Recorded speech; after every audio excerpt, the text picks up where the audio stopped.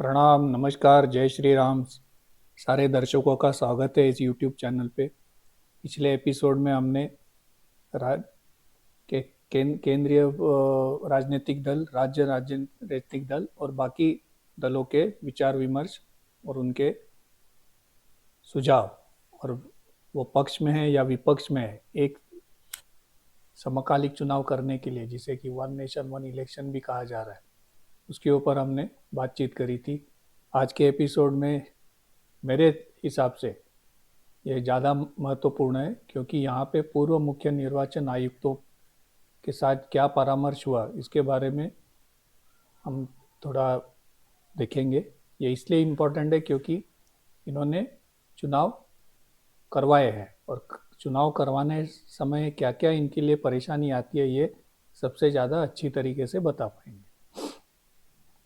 तो नीचे गई दी हुई तालिका यानी कि टेबल में सात सात चुनाव के संबंध में पूर्व मुख्य निर्वाचन आयुक्तों से प्राप्त प्रतिक्रियाओं को दर्शाती है। सभी चार पूर्व मुख्य निर्वाचन आयुक्त, जिनसे व्यक्तिगत और लिखित रूप से प्राप्त प्रतिक्रियाओं के माध्यम से परामर्श दिया गया था, उन्होंने सात सात चुनाव के पक्ष में विचार व्यक्त किए हैं। तो जैसे कि आप देख रहे हैं, पूर्व मुख्य निर्वाचन आयुक्त का नाम, व्यक्तिगत रूप से परामर्श और लिखित रूप से प्राप्त प्रतिक्रिया और उनके विचार, वो इसके पक्ष में है या विपक्ष में। तो श्री अचल कुमार ज्योति पक्ष में है, ओपी रावत पक्ष में है, सुनील अरोड़ा पक्ष में है और सुशील चंद्रा पक्ष में है। श्री अचल कुमार ज्योति ने साथ साथ चुनाव कराने के संबंध में ईमेल के माध्यम से अपनी सकारात्मक प्रतिक्रिया दी है। ओपी रावत जी, उन्होंने ईमेल के माध्यम से और बाद में 19 फरवरी 2024 को समिति के अध्यक्ष के साथ परामर्श में सुझाव देते हुए साथ साथ चुनाव के लिए समर्थन व्यक्त किया। लोकसभा और विधानसभा चुनाव को साथ साथ कराने का समर्थन करते हुए श्री रावत ने स्थानीय निकाय चुनाव को शामिल करने पर आने वाली संभार तंत्र संबंधी चुनौतियां और राज्यों के संभावित प्रतिरोध पर चिंता व्यक्त की और कुछ वर्षों के बाद इसकी समीक्षा की आवश्यकता पर बल दिया। उन्होंने इलेक्ट्रॉनिक वोटिंग मशीन ईवीएम की अपर्याप्त उपलब्धता, राज्यों के प्रतिरोध, क्षेत्रीय निकाय के चुनाव में बढ़ती हिंसा और अलग अलग परिसीमन पद्धतियों जैसी चिंताओं पर प्रकाश डाला। परिसीमन यानी कि डिलिमिटेशन, कॉन्स्टिट्यूएंसी डिलिमिटेशन। उन्होंने संसाधनों के परियोजन को अनुकूल बनाने के लिए अनियत चुनाव या उनके बीच एक अंतराल का प्रस्ताव रखा और स्थानीय निकाय चुनाव के लिए राज्य निर्वाचन आयोगों को निरंतरता बनाए रखने का भी सुझाव दिया। उनका फोटो देख सकते हैं। श्री सुनील अरोड़ा जी, पूर्व मुख्य निर्वाचन आयुक्त, उन्होंने 8 फरवरी 2024 को एक बातचीत के दौरान एक देश एक चुनाव की अवधारणा के लिए अपना समर्थन व्यक्त किया, जिसमें उन्होंने 3 फरवरी 2024 के अपने पत्र के माध्यम से दिए गए सुझाव पर भी जोर दिया। उन्होंने तर्क दिया कि ऐतिहासिक उदाहरण, संवैधानिक सिद्धांत और दक्षता की आवश्यकता इस विचार का समर्थन करते हैं। उन्होंने एसआर बोमई बनाम भारत संघ 1994 के निर्णय का हवाला दिया, जिसमें स्थिरता और संवैधानिक मानदंडों के पालन पर जोर दिया गया था। उन्होंने नीति को लागू करने के लिए केंद्रीय निर्वाचन आयोग को सशक्त बनाने की भी वकालत की और इसके निष्पादन और निर्णय लेने की प्रक्रिया की निगरानी के लिए मुख्य निर्वाचन आयुक्त या किसी पूर्व निर्वाचन आयुक्त की अध्यक्षता में एक समिति बनाने का सुझाव दिया, जो संबंधित सरकारी अधिकारियों द्वारा समर्थित होगी।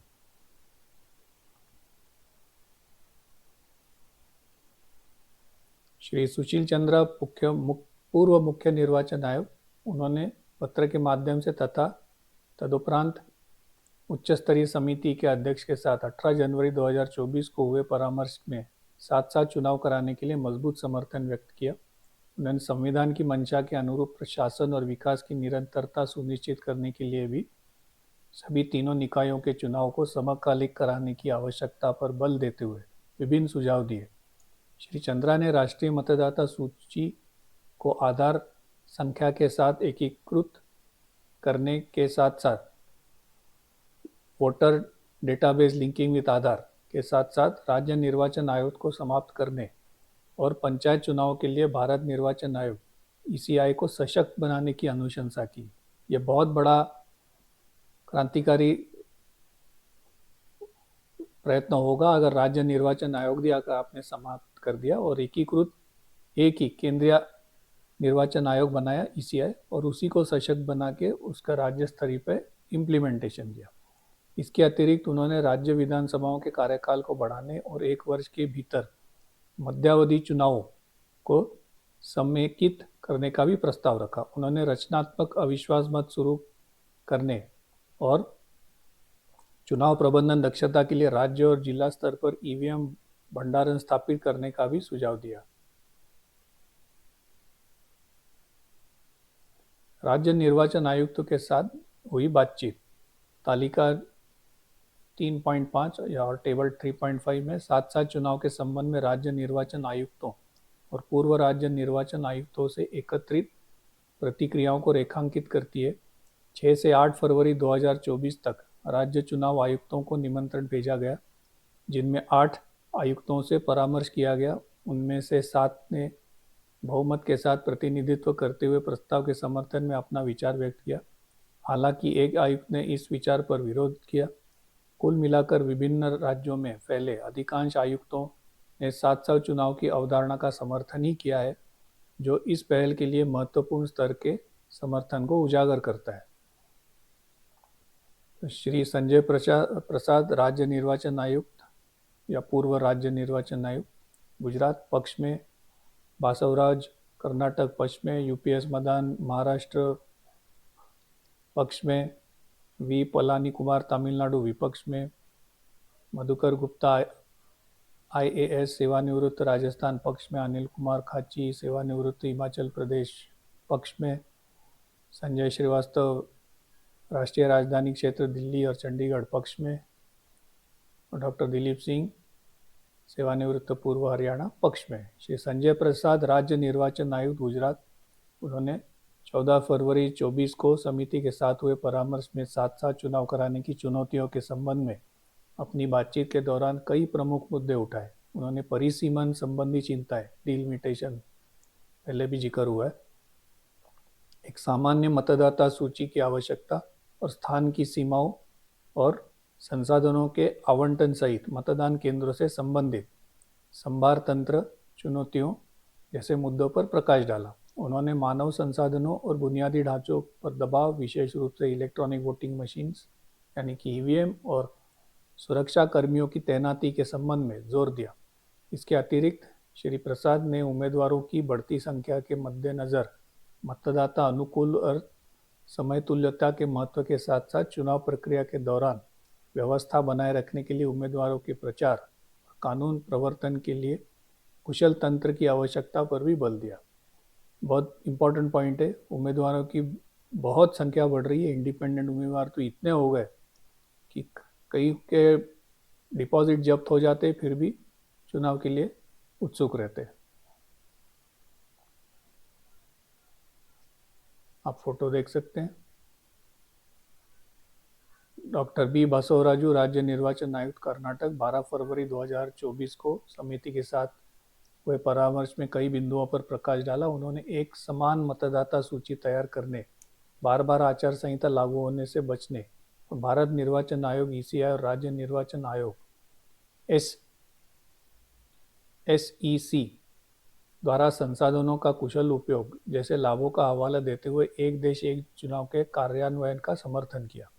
उन्होंने चुनौतियों और प्रस्तावित समाधानों पर भी प्रकाश डाला, जिसमें तालुक पंचायत स्तर को हटाना, परिसीमन सुधार, डिलिमिटेशन इम्प्रूवमेंट, ओबीसी आरक्षण पद्धतियों को अपनाना और पंचायतों और नगर पालिकाओं के लिए विधायी शर्तों के साथ संरेखण सुनिश्चित करने के लिए आवश्यक संशोधन शामिल है। इसके अलावा उन्होंने सभी चुनावों के लिए एक ही मतदाता सूची का उपयोग करने का सुझाव दिया। कंबाइंड और इंटीग्रेटेड वोटर लिस्ट और इस प्रक्रिया को सुविधाजनक बनाने के लिए प्रासंगिक कानूनों में संशोधन की भी वकालत की। उन्होंने चुनावी प्रक्रिया को सुव्यवस्थित करने के लिए पंचायत निर्वाचन क्षेत्र की जनसंख्या सीमा को संशोधित करने, एकल सदस्य निर्वाचन क्षेत्रों में परिवर्तन और एकल विकल्प electronic voting machine integrated EVM का उपयोग करने की भी सिफारिश की है। की बैठक की मीटिंग और जो उन्होंने ज्ञापन सौंपा उसका फोटो है।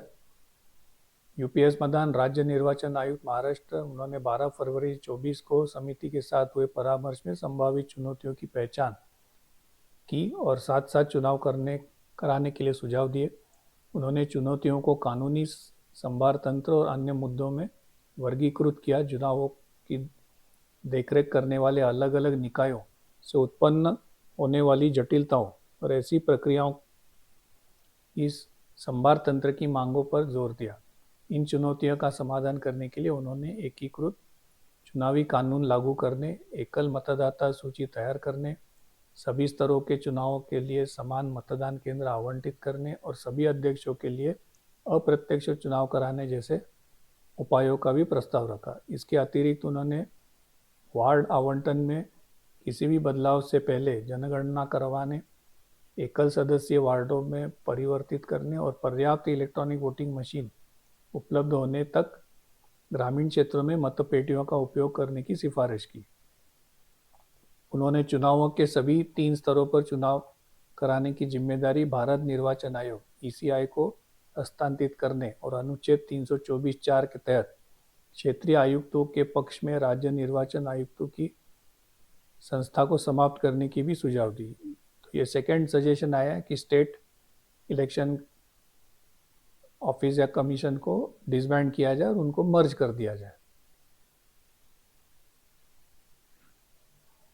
वी पलानी कुमार, राज्य निर्वाचन आयुक्त तमिलनाडु, 12 फरवरी 24 के एक पत्र के माध्यम से सूचित किया कि उन्होंने हाल ही में राज्य के भीतर चुनावी परिदृश्य को प्रभावित करने वाली कई महत्वपूर्ण चुनौतियों को रेखांकित किया। एक प्राथमिक चिंता जिस पर जोर दिया गया वो था चुनाव के दौरान स्थानीय विचारों पर राष्ट्रीय मुद्दों का व्यापक प्रभाव।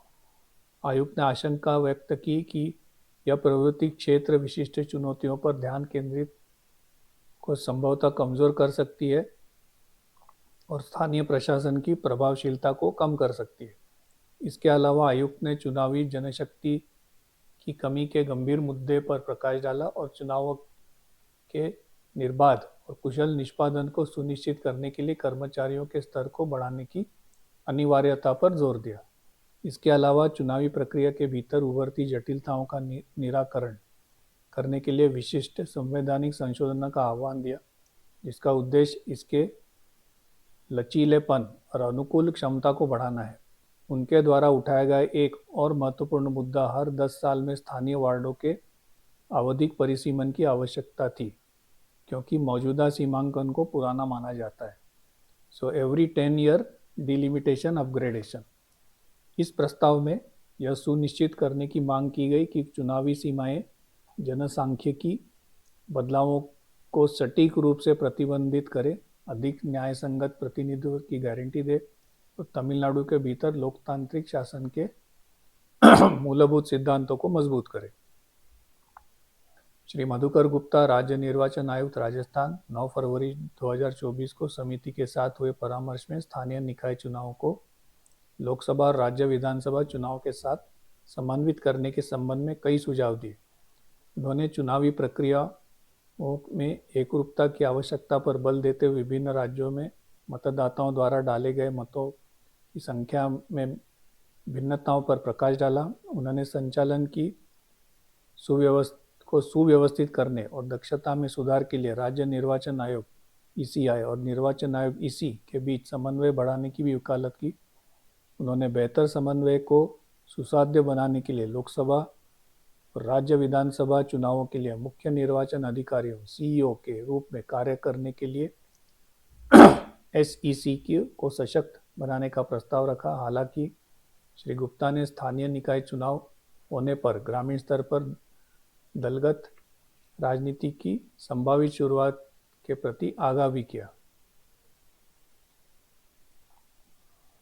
श्री अनिल कुमार खाची, राज्य निर्वाचन आयुक्त हिमाचल प्रदेश, 23 फरवरी 2024 के एक पत्र के माध्यम से लोकसभा और राज्यसभा विधानसभाओं के साथ साथ चुनाव के प्रस्तावित कार्यान्वयन के संबंध में अपनी टिप्पणियां दी। आयुक्त ने राज्य निर्वाचन आयोग और भारत निर्वाचन आयोग के बीच संवैधानिक अंतर को रेखांकित किया और इन स्वतंत्र निकायों द्वारा संचालित चुनावों के समन्वय में चुनौतियों पर जोर दिया। संवैधानिक संशोधन विशेष रूप से 73वें और 74वें संशोधन के साथ संभावित टकरावों पर प्रकाश डाला गया है क्योंकि वे स्थानीय स्वशासन को सशक्त बनाते हैं। पंचायत और राष्ट्रीय राज्य चुनावों के बीच मतदान के तरीकों में असमानताओं के साथ विभिन्न प्रशासनिक इकाइयों में मतदाता सूचियों का एकीकरण संभार तंत्र संबंधी चुनौतियां पैदा करता है और मतदाताओं में भ्रम पैदा कर सकता है। इसके अतिरिक्त आयुक्त ने चुनाव चरणों में विसंगतियों की ओर इशारा करते हुए सुझाव दिया कि साथ साथ चुनाव कराने से पुनर्मूल्यांकन की आवश्यकता हो सकती है, जिससे जनशक्ति और लॉजिस्टिक्स पर असर पड़ सकता है। यह जटिलता भारत की विविध चुनावी प्रणाली को सूक्ष्म प्रकृति को पहचानते हुए साथ साथ चुनाव ढांचे को लागू करने से पहले सावधानीपूर्वक विचार करने की आवश्यकता पर भी जोर देती है। संजय श्रीवास्तव जी, पूर्व राज्य निर्वाचन आयुक्त, राष्ट्रीय राजधानी क्षेत्र दिल्ली और केंद्र शासित प्रदेश चंडीगढ़, और डॉक्टर दिलीप सिंह, पूर्व राज्य निर्वाचन आयुक्त, हरियाणा। उन्होंने 9 फरवरी 2024 को समिति के साथ हुए परामर्श में निम्नलिखित सुझाव दिए। उन्होंने इस बात पर जोर दिया कि चुनावी प्रक्रिया, जिसमें लॉजिस्टिक्स, मतदाता संख्या, आदर्श आचार संहिता एमसीसी, मतदाता सूचियां और इलेक्ट्रॉनिक वोटिंग मशीनें ईवीएम सहित स्थानीय निकाय चुनाव एलबीई और राष्ट्रीय चुनाव में एक समान रहती है। इस प्रकार उन्होंने तर्क दिया कि एलबीई राष्ट्रीय चुनाव के समान ही महत्वपूर्ण है।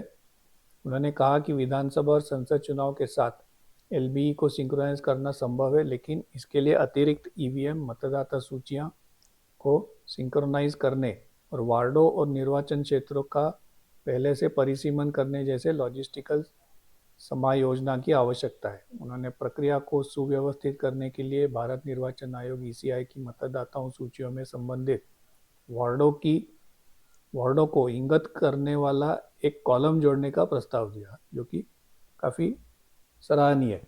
उन्होंने इस दृष्टिकोण की व्यवहारिकता पर प्रकाश डाला क्योंकि मतदाता सूची तैयार करने के लिए ईसीआई और राज्य निर्वाचन आयोग एसईसी द्वारा उपयोग की जाने वाली मशीनरी एक ही है। उन्होंने साथ साथ चुनाव के लिए आवश्यक अतिरिक्त व्यवस्थाओं की रूपरेखा पर प्रकाश डाला, जिसमें मतदान केंद्रों में वृद्धि, प्रति बूथ कम मतदाता और मतदाताओं के प्रभाव को रोकने के लिए साथ साथ चुनाव परिणाम घोषित करना शामिल है। अंततः उन्होंने अनुशंसा की कि भारत निर्वाचन आयोग लोकसभा एवं राज्य विधानसभाओं के चुनाव साथ साथ संचालित करना जारी रखेगा, जबकि स्थानीय निकायों के चुनाव का संचालन राज्य निर्वाचन आयोग को ही करना चाहिए। अन्य हितधारकों के साथ हुई बातचीत का ब्यौरा अभी आगे है। सीआईआई, फिक्की, एसोचैम जैसे व्यावसायिक संगठन थे, बार काउंसिल ऑफ इंडिया जैसे कानूनी निकाय शामिल थे। 2 जनवरी 24 को शीर्ष व्यावसायिक निकायों को आमंत्रण भेजा गया। पत्रों के माध्यम से व्यापक परामर्श के अलावा साथ साथ चुनाव कराने के तौर तरीकों पर उच्च स्तरीय समिति के साथ व्यक्तिगत तौर पर बातचीत भी की गई। आप संस्था के नाम देख सकते हैं, कौन पक्ष में है, कौन विपक्ष में है। एसोचैम पक्ष में, फिक्की पक्ष में, सीआईआई पक्ष में, अखिल भारतीय अधिवक्ता परिषद वो भी पक्ष में। श्री मनन कुमार मिश्रा, अध्यक्ष बार काउंसिल ऑफ इंडिया, उन्होंने प्रतिनिधित्व करते हुए समिति के साथ 27 जनवरी 24 को परामर्श में संविधान और प्रासंगिक कानूनों में संशोधन सहित आवश्यक विधिक और प्रशासनिक परिवर्तनों की वकालत करते हुए एक देश एक चुनाव की अवधारणा का समर्थन किया। उन्होंने कुशल प्रबंधन के लिए भारत निर्वाचन आयोग को सशक्त बनाने पर जोर दिया और इसके लिए प्रशासनिक तत्परता और जन जागरूकता अभियान के महत्व पर भी जोर दिया। श्री मिश्रा द्वारा बताए गए साथ साथ चुनाव के फायदों में लागत और प्रशासनिक दक्षता, निरंतर शासन, मतदाता सुविधा, सत्ता का केंद्रीकरण, अत्यधिक केंद्रित नीतियां और सुरक्षा चिंताओं में कमी शामिल है। चुनौतियों का समाधान करने के प्रस्तावों में क्षेत्रीय मुद्दों पर ध्यान केंद्रित करने के लिए राजनीतिक संवाद की विनियमित करना, क्षेत्रीय हितों के आधार पर गठबंधनों को प्रोत्साहित करना और राज्यों के लिए पायलट परियोजनाओं तथा भिन्न भिन्न अवधियों के साथ चरणबद्ध दृष्टिकोण लागू करना शामिल है।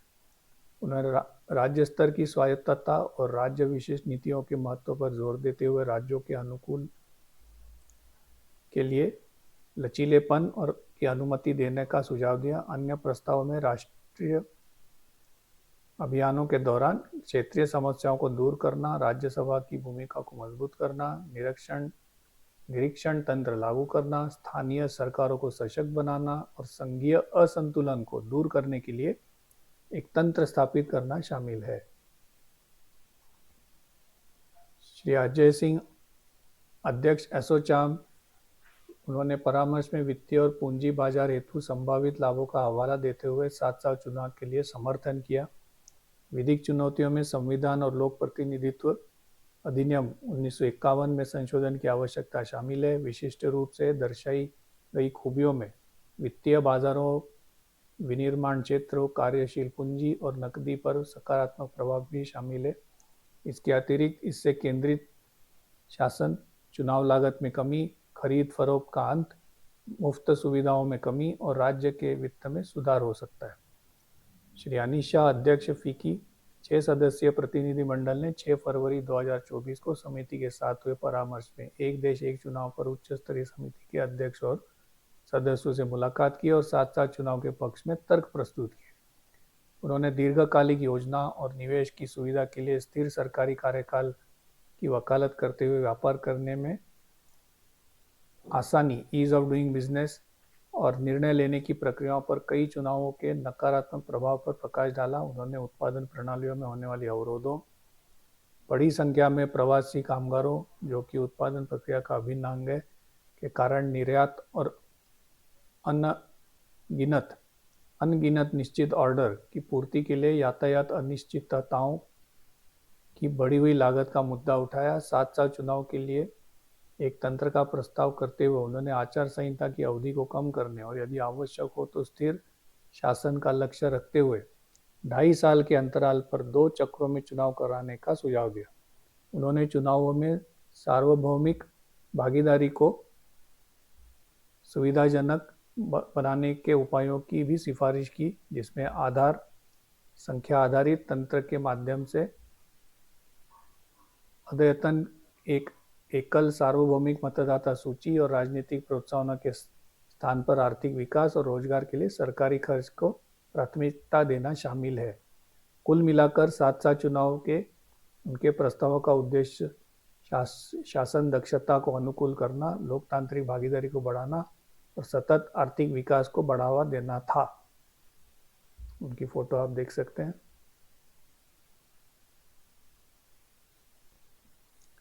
श्री आर दिनेश, अध्यक्ष सीआईआई, 2 फरवरी 2024 को एचएलसी के अध्यक्ष और सदस्यों ने से सीआईआई के 7 सदस्यों का प्रतिमंडल ने मुलाकात की, जिसमें महानिदेशक और अध्यक्ष जैसे शीर्ष अधिकारी शामिल थे, जिन्होंने एक देश एक चुनाव की नीति का समर्थन किया।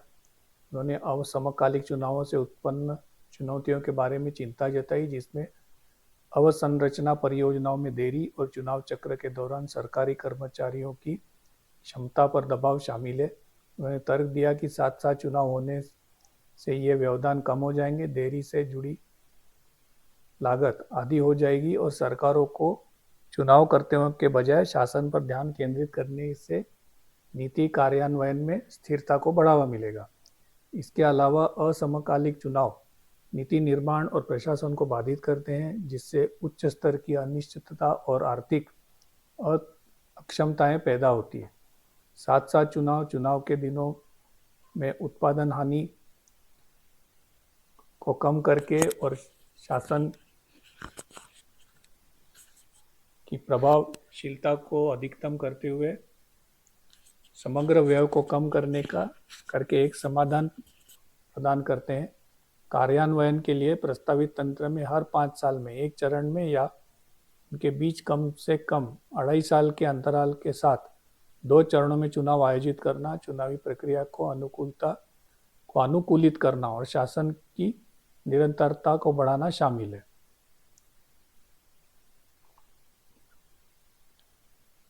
अखिल भारतीय अधिवक्ता परिषद, 17 फरवरी 2024 को अखिल भारतीय अधिवक्ता परिषद का एक प्रतिनिधि मंडल, जिसमें प्रोफेसर डॉक्टर सीमा सिंह, राष्ट्रीय उपाध्यक्ष श्री श्री हरि बोरीकर, आयोजन सचिव अधिवक्ता जीवेश तिवारी, दिल्ली प्रदेश। महासचिव अधिवक्ता भास्कर गौतम, उच्चतम न्यायालय यूनिट के सदस्य अधिवक्ता अपूर्व सिंह, थिंक टैंक सदस्य, और श्री पंकज जामतानी, थिंक टैंक सदस्य शामिल सदस्यों में समिति के सदस्यों के साथ बातचीत की। अखिल भारतीय अधिवक्ता परिषद की ओर से प्रस्तुतिकरण ने एक व्यापक तर्क प्रस्तुत करते हुए साथ साथ चुनाव के फायदों को रेखांकित किया। विशिष्ट रूप से दर्शाए गए लाभों में शासन की कार्यकुशलता में वृद्धि, व्यय में कमी, समय की बचत और आदर्श आचार संहिता लागू होने के कारण सामान्य जीवन में आने वाली व्यवधानों को कम करना शामिल है। इसके अतिरिक्त यह प्रस्तुतिकरण अधिक सुव्यवस्थित लोकतांत्रिक प्रक्रिया में योगदान करते हुए जाति और धार्मिक राजनीति को कम करने की क्षमता पर जोर देता है। वैश्विक परिप्रेक्ष्य पर आधारित प्रस्तुतिकरण ब्राजील, दक्षिण अफ्रीका, बेल्जियम, अर्जेंटीना, कनाडा, संयुक्त राज्य अमेरिका और स्वीडन जैसे देशों में साथ साथ चुनाव की प्रथाओं पर प्रकाश डालता है। यह तुलनात्मक विश्लेषण प्रस्तावित प्रणालियों की व्यवहार्यता और प्रभावशीलता को रेखांकित करने का कार्य करता है। इसके अलावा प्रस्तुतिकरण में विधिक प्रावधानों का विस्तृत अवलोकन करता है, मौजूदा विधिक ढांचे का गहन विश्लेषण और साथ साथ चुनावों के कार्यान्वयन के साथ इसकी अनुकूलता की पेशकश करता है। संक्षेप में प्रस्तुतिकरण भारत में साथ साथ चुनाव कराने का समर्थन करने के लिए व्यावहारिक लाभ, अंतर्राष्ट्रीय मिसाल और विधिक विचारों को मिलाकर एक सर्वांगीण परिप्रेक्ष्य प्रदान करता है।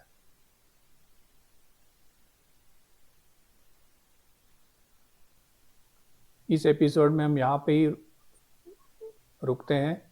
आगे के एपिसोड में अलग अलग एक्सपर्ट्स ने अपनी क्या क्या राय दी उसके ऊपर हम थोड़ी बातचीत करेंगे और प्रकाश डालेंगे। तब तक के लिए आपसे अनुमति लेता हूँ। आपको अगर प्रोग्राम पसंद आया तो इसको लाइक करिए, चैनल को सब्सक्राइब करिए और आपके नेटवर्क में शेयर भी करिए। बेल आइकॉन दबाना न भूलें ताकि आगे आने वाले एपिसोड्स की जानकारी आपको तुरंत मिलते रहे। तब तक के लिए आप सबसे विदा लेता हूँ। प्रणाम। जय श्री राम।